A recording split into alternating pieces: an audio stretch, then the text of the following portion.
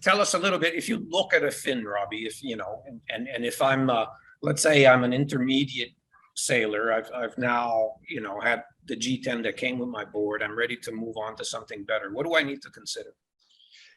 Well, sorry, if I can just use this as an example.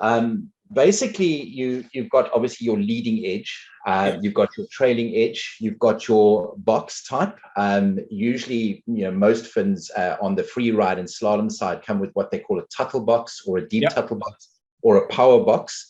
Obviously, with wave fins, you get a US box, you get slot boxes, you get all these, you know, modern types of boxes.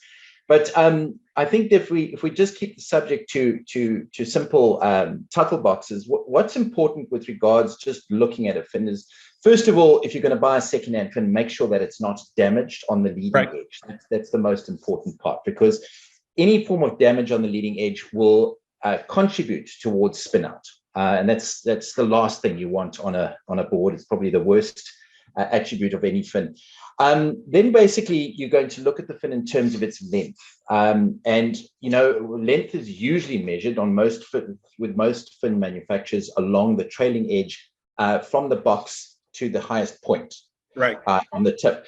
And you would look at your board and you would basically see what the manufacturer recommends, but taking also into consideration that, you know, each manufacturer, like myself, I have a slightly different bend curve and a different shape. So, you know, it'll work within a sort of 2 centimeter error ratio. So that, you know, if the board manufacturer says a 37 centimeter is the best fit for that board, you know, it could be a 38, it could be a 36, depending on a number of different factors.